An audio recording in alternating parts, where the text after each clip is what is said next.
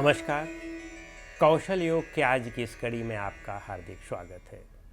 आज की इस कड़ी में हम लोग महर्षि ईश्वर कृष्ण द्वारा रचित सांख्य कारिका की 64वीं कारिका पर विचार करेंगे।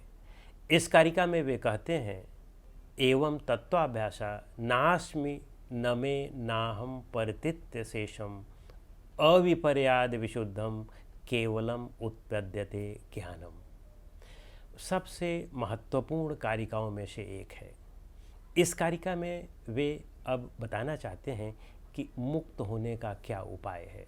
अभी तक उन्होंने प्रकृति के लक्षण, प्रकृति के कार्य की चर्चा की, पुरुष के लक्षण और पुरुष के कार्य की चर्चा की।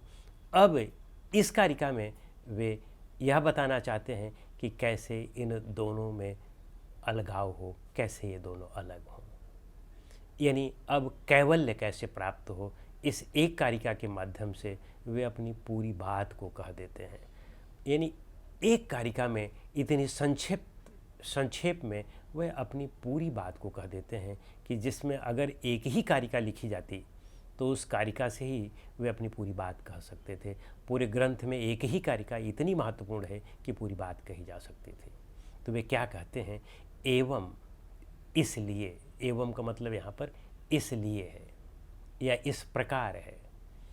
तो चूंकि पूर्व कारिकाओं में उन्होंने प्रकृति और पुरुष की चर्चा की कि प्रकृति स्वयं अपने आप को बांधती है और प्रकृति स्वयं अपने आप को मुक्त भी करती है, तो उसी में कह रहे हैं एवं यानी इस प्रकार तत्व अभ्यास। चूँकि सांख्य कारिका में या सांख्य दर्शन में 25 तत्वों की बात हुई है, तो उन्हीं तत्वों का अभ्यास करना है। तो कह रहे हैं कि इस प्रकार तत्वाभ्यास, इस प्रकार जब हम तत्व का अभ्यास करते हैं तो वे कौन से 25 तत्व हैं उनकी चर्चा तो हम करेंगे ही, पहले हम इसके अर्थ को अच्छी तरह से समझ लेते हैं। फिर कहते हैं नाश्मि को अगर हम संधि विच्छेद करें तो न अश्मि, यानी मुझ में क्रिया नहीं है, मैं क्रियावान नहीं हूँ। फिर न में, मुझ में भोक्तृत्व भी नहीं है, मैं भोक्ता भी नहीं हूँ। और फिर ना अहम, न अहम का मतलब कि मुझ में कर्तृत्व भी नहीं है। फिर कहते हैं अपरिशिष्यते। अपरिशिष्यते का मतलब कि संपूर्ण। अब वे संपूर्ण की बात कर रहे हैं। फिर आगे की लाइन में क्या कहते हैं, अविपर्याद। अविपर्याद विपर्य का विपरीत है, उसमें अ उपसर्ग लगा हुआ है। विपर्य का मतलब मिथ्या ज्ञान, तो अविपर्य का मतलब सच्चा ज्ञान, वास्तविक ज्ञान। फिर कहते हैं विशुद्धम, विशुद्ध भी हो, शुद्ध भी हो। फिर कहते हैं कि केवलम उत्पद्यते ज्ञानम। केवल यानी मात्र, उत्पद्यते उत्पन्न होता है ज्ञान, एक मात्र ज्ञान उत्पन्न होता है। अब पूरी कारिका का उनके कहने का क्या अर्थ है। वे कहते हैं कि तत्व के अभ्यास से जब हम उन 25 तत्वों का अभ्यास करते हैं तो हमें इस बात का एकमात्र संशय रहित ज्ञान होता है, संपूर्ण ज्ञान होता है, शुद्ध और निर्मल ज्ञान होता है, संशय और भ्रम से रहित ज्ञान होता है कि मैं क्रियावान नहीं हूँ, मुझ में भोक्तृत्व नहीं है और मुझ में कर्तृत्व भी नहीं है। यानी मैं कर्ता, भोक्ता और क्रियावान नहीं हूँ। आइए हम इसको और अच्छी तरह से समझने का प्रयास करते हैं। सबसे पहले देखते हैं कि 25 तत्व क्या है। 25 तत्वों में जैसा कि सांख्य कारिका में या सांख्य दर्शन में बात स्पष्ट है कि पुरुष और प्रकृति दो प्रमुख तत्व हैं। पुरुष और प्रकृति यानी पुरुष चेतन है और प्रकृति अचेतन है। न तो पुरुष किसी का कारण है और न तो उसका कोई दूसरा कारण है। प्रकृति उसका दूसरा कोई कारण तो नहीं है, लेकिन वह संपूर्ण सृष्टि का कारण है। पुरुष के अतिरिक्त वह संपूर्ण सृष्टि का कारण है। अब पुरुष का जब रिफ्लेक्शन प्रकृति पर पड़ता है तो प्रकृति में विकार उत्पन्न हो जाते हैं, प्रकृति क्रियावान हो जाती है। अब विकार होते हैं तो एक तो पुरुष हो गया, दूसरा प्रकृति हो गया, दो तत्व हुए और इनके पुरुष के रिफ्लेक्शन से प्रकृति में क्रिया पैदा हुई। अब जब प्रकृति में क्रिया हुई तो इन दो से फिर तीसरा उत्पन्न क्या हुआ, महत, तो 3 हो गए। महत से फिर अहंकार पैदा हुआ, 4 हो गए। अब अहंकार दो तरफ जाता है, एक तो सात्विक अहंकार होता है जिसे हम वैकृत अहंकार कहते हैं, और दूसरा तामसिक अहंकार होता है जिसे हम भूतादि अहंकार कहते हैं। तो सात्विक अहंकार में 11 होते हैं, 5 ज्ञानेंद्रियाँ, आँख, नाक, कान, जीभ और त्वचा, तो ये 5 हो गए, और 5 कर्मेंद्रियाँ, मुख, हाथ, पैर, उपस्थ और गुदाद्वार, 5 कर्मेंद्रियाँ और 1 मन। तो ये 4 हुए, और 4 में जब हमने 11 को मिलाया तो 11 4 15 हो गए।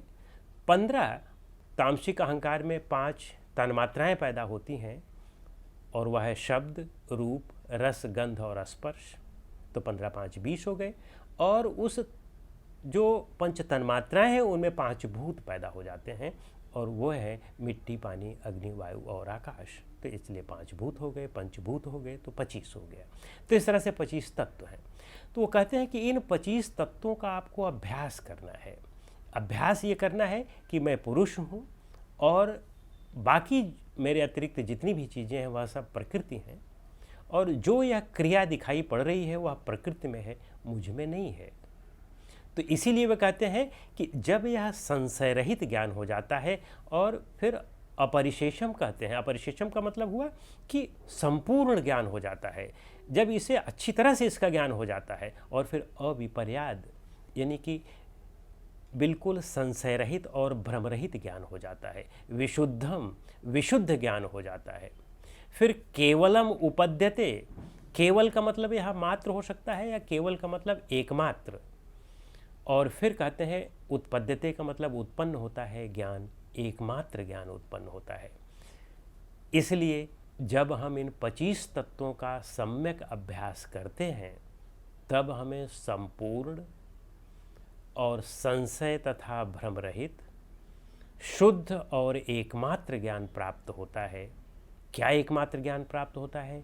कि मुझ में क्रिया नहीं है, यानी मैं निष्क्रिय हूँ।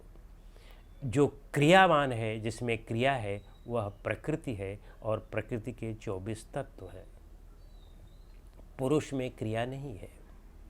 और दूसरा, मैं भोगता नहीं हूँ, यानी मैं भोग नहीं कर रहा हूँ, यह प्रकृति ही अपने आप से भोग कर रही है। और मैं कर्ता भी नहीं हूँ। जब मुझमें क्रिया नहीं है तो मुझमें कर्तृत्व भी नहीं है, मैं कर्ता भी नहीं हूँ। यह तो प्रकृति ही अपने आप कर रही है, प्रकृति ही कर्म कर रही है, प्रकृति ही क्रिया कर रही है। मन के माध्यम से, बुद्धि के माध्यम से, अंतःकरण के माध्यम से वो वही कर्म और क्रिया कर रही है, मैं कुछ नहीं कर रहा हूँ। इसी को गीता में कहा गया है कि इंद्रियां अपने आप में बरतती हैं, हम स्वयं कुछ नहीं कर रहे हैं, ये तो इंद्रियां ही इंद्रियों में बरत रही हैं। हम पूरी तरह से अकर्ता और अभोक्ता हैं। जब हम इस तत्व का अभ्यास निरंतर करने लगते हैं, तब हमें कैवल्य की प्राप्ति हो जाती है। यही एकमात्र ज्ञान है, यही विवेक ज्ञान है, और यही संपूर्ण ज्ञान है, यही हमारी मुक्ति है। और इस ज्ञान के आधार पर जब हम इस ज्ञान का अभ्यास कर लेते हैं, इस ज्ञान में स्थित हो जाते हैं, तो हमें पूर्णता मिल जाती है। यही महर्षि इस कारिका में कहना चाहते हैं। तो इस तरह से इस कारिका के विषय में इतना ही। अगली कारिका के लिए हम लोग अगली कड़ी में मिलते हैं।